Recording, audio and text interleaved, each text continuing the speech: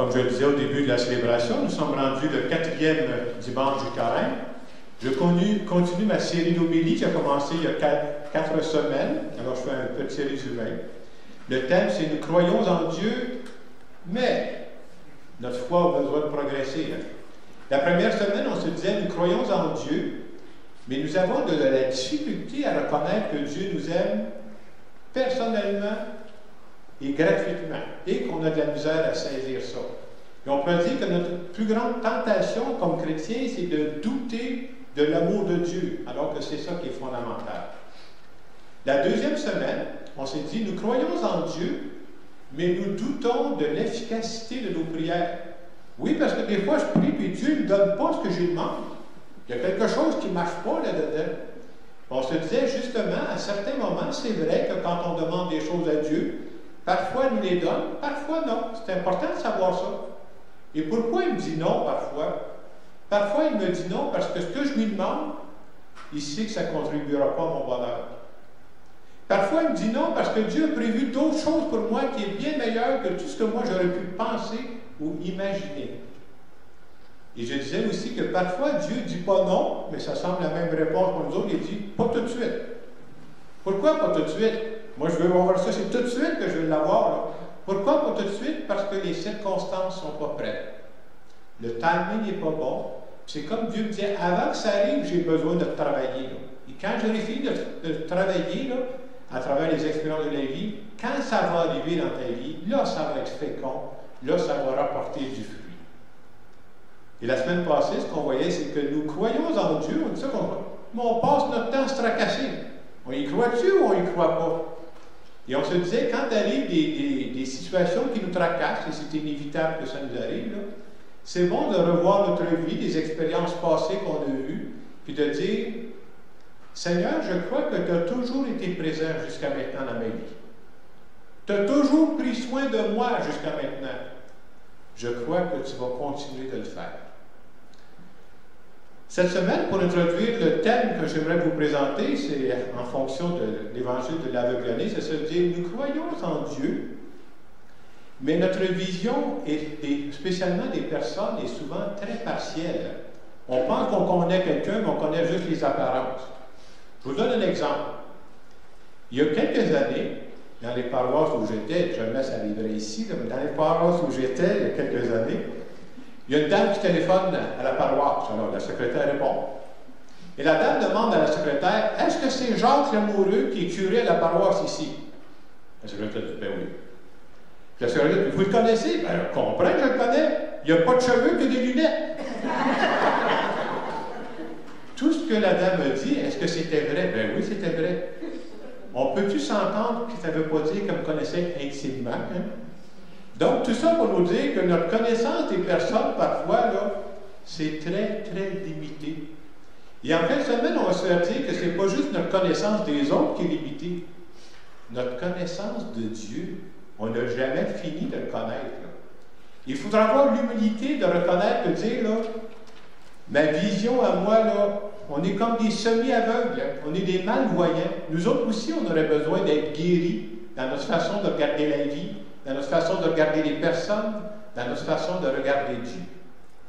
Et justement, en fin de semaine, l'évangile qu'on a, c'est l'évangile de l'aveugle-né. Et moi, ce que j'aime dans cette page d'évangile de l'aveugle-né, on ne voit pas ça dans toutes les guérisons. Hein? Vous allez remarquer que l'aveugle-né, il découvre graduellement qui est Jésus. Au début, quand il va se faire guérir par Jésus, il va demander, mais c'est qui t'a guéri? C'est un homme. Bon, jusque-là, c'était assez vague et imprécis. Et quand il va rencontrer les pharisiens, ils vont lui poser la question, mais c'est qui t'a vraiment guéri, toi, là? Ben, il va dire, c'est un prophète. Oui, c'est comme s'il avance dans sa connaissance de Jésus. Et à la fin de l'Évangile, on nous dit que Jésus va le rencontrer de nouveau. Puis Jésus va lui demander, crois-tu à ça, toi, le Messie? Il va dire, c'est qui, ça, le Messie? Et Jésus va lui dire, c'est moi qui te parle, là. Il va dire, j'y crois. Tout ça pour nous montrer qu'il grandit dans sa connaissance de Dieu. Pour dire que, je ne peux pas dire, parce que moi, je connais Dieu depuis quelques années, que je n'ai pas fini, que j'ai besoin de grandir dans ma foi aussi. Et en fin de semaine, justement, c'est ce qu'on se dit, nous croyons en Dieu, mais est-ce que nous le connaissons vraiment? Ça, c'est autre chose. Est-ce que je peux dire qu'avec les années, je deviens un ami intime avec Dieu? Et comment on fait pour savoir si je deviens de plus en plus intime avec Dieu? Parce que c'est le but, là.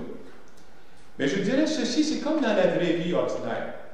Moi, aujourd'hui, je pourrais vous parler de la météo, il fait soleil. Est-ce que c'est engageant que je vous parle de la météo? Pas du tout. Quand on ne sait pas quoi dire à quelqu'un, on lui parle de la météo, hein, c'est pas engageant. Mais si quelqu'un me disait, Jacques, peux-tu nous parler de la plus grande joie que tu as eue cette semaine, puis de la plus grande peine que tu as eue cette semaine? Ah, je ne compte pas ça n'importe qui, moi, là. Il y a des gens à qui j'ai plus confiance, il y a des gens qui sont mes amis intimes. Ces gens-là, ils me connaissent, ils savent ça. Je dirais, c'est la même chose avec Dieu.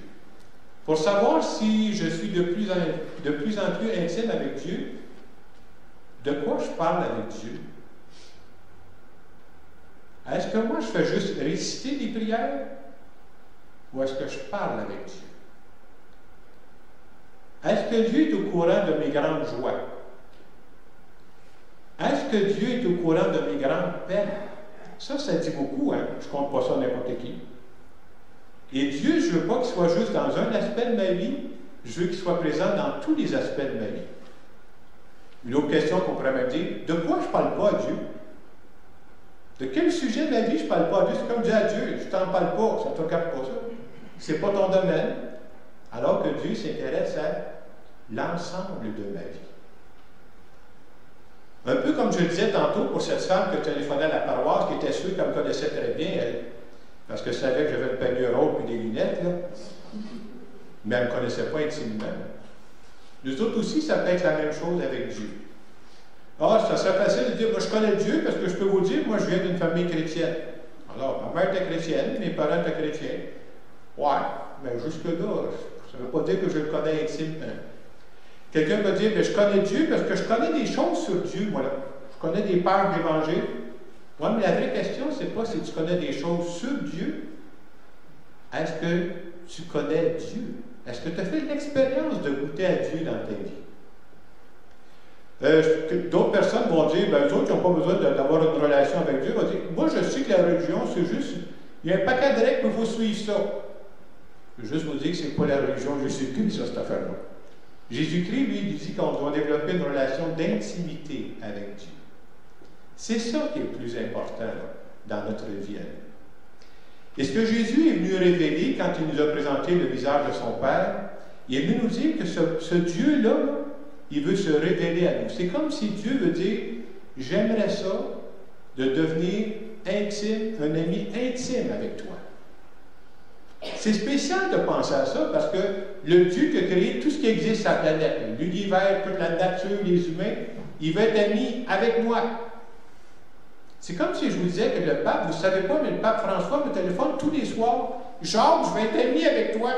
Je dirais, hey, Jacques, t'es branché, hein, s'il vous plaît, toi là. Mais je suis bien mieux branché, c'est pas le pape qui m'appelle tous les soirs, c'est Dieu qui m'appelle tous les soirs, puis il n'y a pas d'intérêt urbain. C'est ça qu'on veut faire saisir, hein? C'est quelque chose qui va être intime avec toi. Et je ne sais pas comment vous vivez vos amitiés, mais quand je veux être ami avec quelqu'un, bien, il faut que je passe du temps avec cette personne-là, sinon on ne deviendra jamais amis. Hein? Et j'ai besoin de prendre du temps pour parler avec cette personne-là, j'ai besoin de prendre du temps pour l'écouter. C'est exactement ce qu'il faut faire avec Dieu. Puis quand tu deviens ami avec quelqu'un, tu t'intéresses à ce qui intéresse ton ami. L'exemple que je vous donnerai, je ne sais pas moi, un gars qui commence à sortir avec sa blonde aime le théâtre. Le gars, il n'a jamais pensé au théâtre de sa vie. Mais s'il est en amour avec sa blonde, je vous annonce qu'il va aimer le théâtre pendant un bout de temps. Ben oui, sa blonde aime le théâtre, il va aimer le théâtre. Et c'est la même chose, pourquoi je m'intéresse à ce qui est important aux yeux de Dieu? C'est mon ami. Pensez-vous que je fais ça par obligation? Ben non. Pensez-vous que je fais ça, je ne sais pas, en marchant sur la peur? Ben non. Le Dieu que j'ai, moi, ce n'est pas un Dieu police. C'est un Dieu qui est un ami, est un Dieu qui veut devenir de plus en plus mon ami, puis il veut mon bien. Alors, je trouve qu'en fin de semaine, à travers cette page, justement, de l'aveugle-né, ça nous rappelle qu'il faudra toujours la sagesse de se dire, je suis sûr que ça fait plusieurs années que vous priez, là. Moi aussi, là, je commence à avoir quelques années, là. Il ne faudrait pas que je dise, genre, tu sais c'est qui c'est Dieu. Ah, non. Il t'en manque des grands bouts, mon Rob. Tu n'as pas fini de le connaître.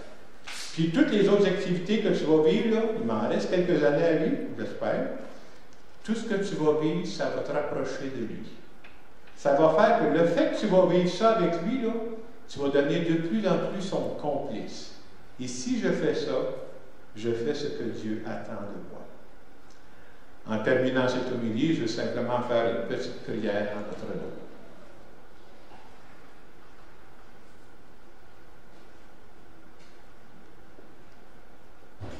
Seigneur Jésus, je veux te dire aujourd'hui que je veux de plus en plus devenir ton ami intime. Je veux prendre du temps pour te parler. Je veux prendre du temps pour t'écouter. Et je voudrais que tous les aspects de ma vie, tous les aspects, mon travail, mes amis, que tu sois présent dans tous ces aspects-là de ma vie. Et je veux te dire merci de m'accompagner. Amen. Dans les quelques secondes qui viennent, je vous invite à présenter à Dieu. Je vous disais, c'est un exemple, mais je vous invite peut-être à le faire. Si vous êtes un ami intime avec lui, là, êtes-vous capable de dire à Dieu dans votre cœur, c'est quoi la plus grande joie que vous avez eue cette semaine? C'est quoi la plus grande tristesse ou la plus grande peine que vous avez eue? Ça, ce sont des choses qu'on compte à nos amis intimes. Et Dieu veut être notre ami intime.